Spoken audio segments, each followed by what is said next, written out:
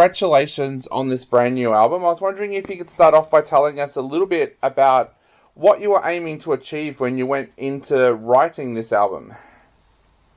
Yeah, it was a little bit different way.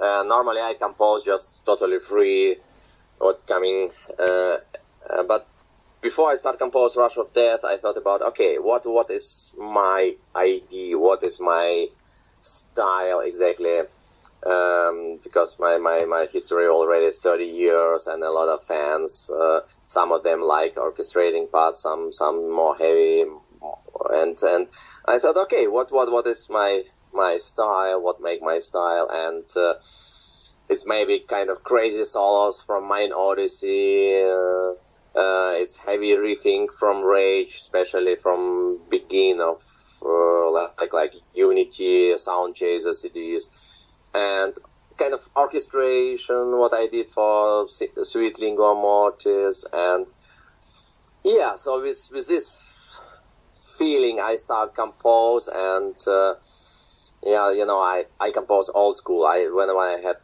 ideas, I just meet with my band and go rehearse and play live. I really don't like all this modern way of composing to make demos and sending mails with some tracks. So I need to feel the songs, and I want to hear and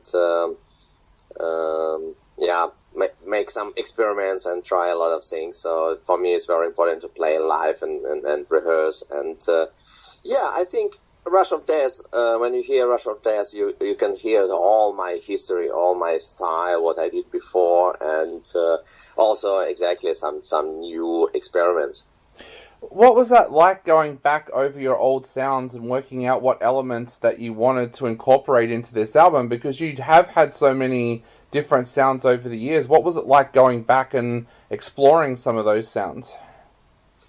I thought I make half album without orchestra and second with orchestra, and I thought, okay, what I can do, and a long time ago I composed Sweet Lingua Mortis, and this was very special history, my personal history. I did this recording with my father, and I want dedicate this part 2 to my father, because it was very special person in my life, and I worked with him a lot, and he helped me with arrangement, and so I want to make recording like second part and go in the same studio with the same orchestra, how I did this with my father. So there was like memory, and very, very special personal moment for me. So I start thinking about what I did in past time, and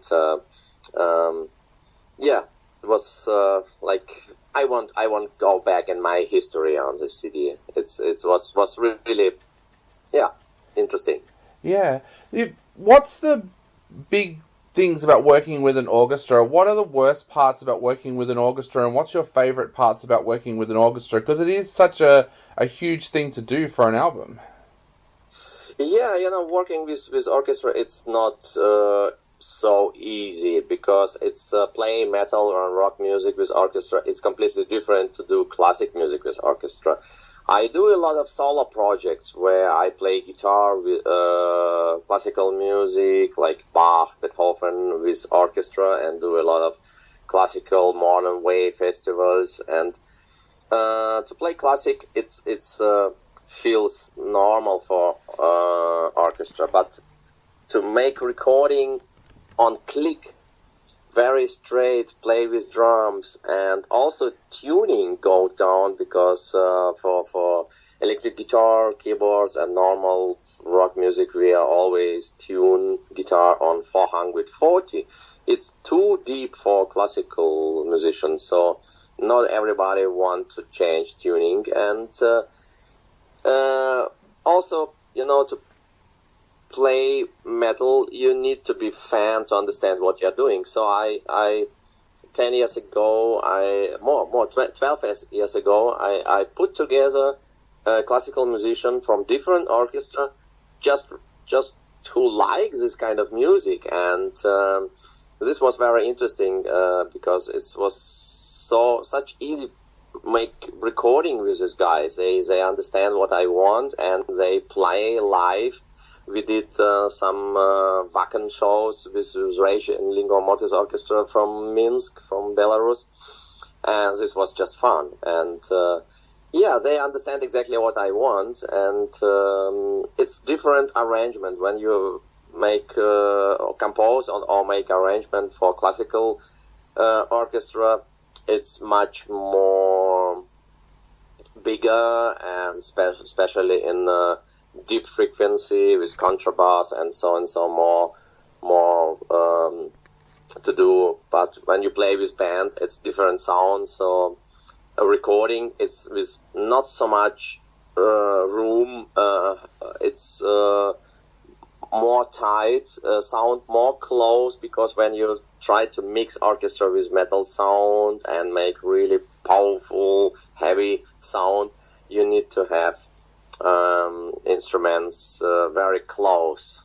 Yeah. And yeah, it's a different way from recording also. Yeah. You mentioned that you went and found classical musicians who liked metal. Was that a difficult process? Because here in Australia, we find that a lot of classically trained musicians kind of are a little bit elitist, and they almost look down at us, that people that like metal. Was that something that you found?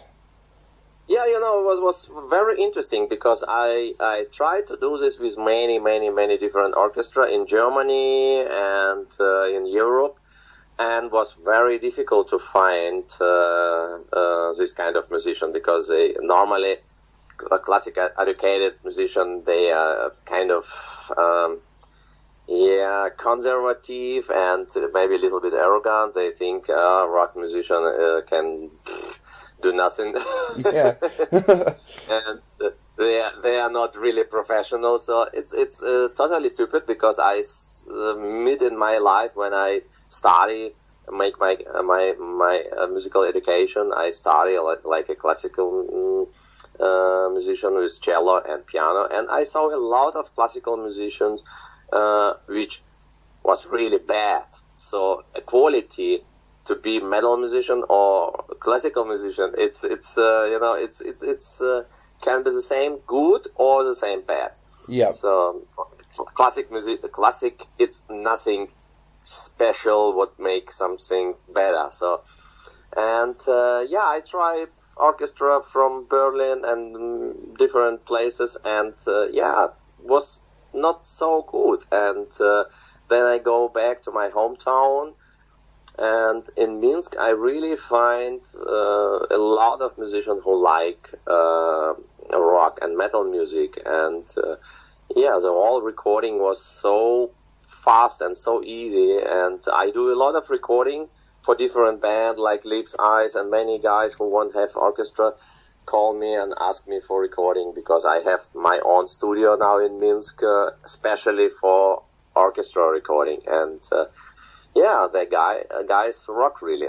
It's fun. Wow, that's amazing. And of course, this time around you had to find new members for the band as well. Tell us a little bit about how you went out to find musicians to bring into the band, and what makes you think they are the right musicians to be playing with as well.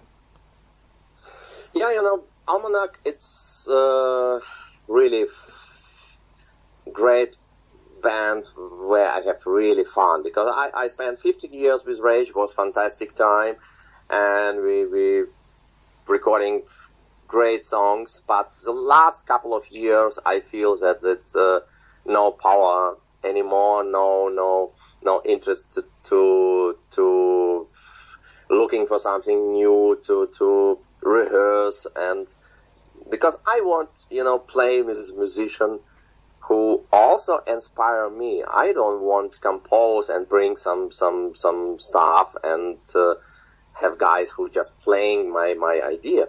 I want also become better, learn something, get feedback, and learn from other musicians new. And I don't want lose fun to make music, because make music for me it's not just make money, business or something like this. I don't want to make product which we sell later. I really enjoy to make music, and I compose now exactly the same way how I start compose my first CDs. It's nothing changed. I have really fun to do this, and spend all my money for studio, sitting half a year in studio and try to make the best as possible, and this make me happy. And I decided stop with Rage because I thought no future anymore, and looking for new musician who want try something cool. And in 5 years history of ALMANAC, I changed a lot of musicians, because somebody was good for studio but get trouble on live performance, because we play so many shows, we go on tour, we play a lot of clubs, big venue, stadium, and so this music is quite complicated, so you need to spend time to rehearse, preparing yourself, and pushing every show, pull the pedal to the metal, so some guys don't have time enough to rehearse, and like Andy B. Frank, he have normal regular job, so he not allowed to go on tour when he wants, so he need to ask his boss, and sometimes we lose some shows because he must work. And David Riedman he is not living anymore in Germany. He moved, he married and moved to another country, so it was some trouble to rehearse. And for me, it's very important. It's not about to go on tour and make money and play shows. For me, it's very important to be like a band and rehearse and meet and discuss. And so it's a lot of musician moving and changing. And I think every changing make bands stronger, because we find a better way how to make music. And I think you can hear on Rush of Death is kind of the band very tight, and all this experience from last year from touring, live performances make band really put together.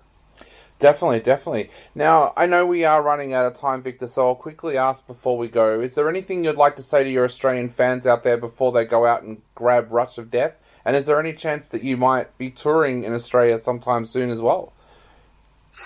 Yeah, the Rush of Death, I think it's really interesting handmade music. It's really live recording. You also can see DVD.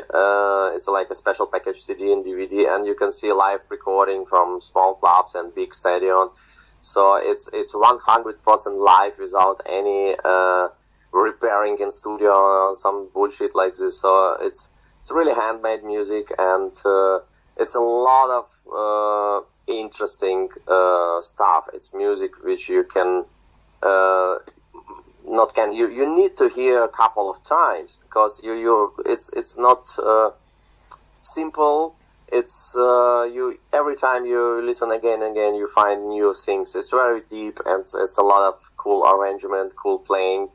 Everybody and each instrument is very interesting musician. So I hope you enjoy, and I get a lot of feedback from Australia and from fans, and so I hope very much. And anytime we can visit you and play live, because it's the best.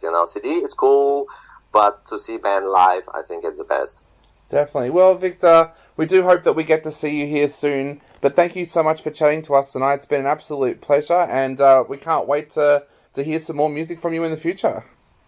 Thank you very much. Thank you for support, and thanks to all fans for support. Not a problem, mate. You have a great day, and we'll talk soon. Thank you. Bye. Awesome. Bye.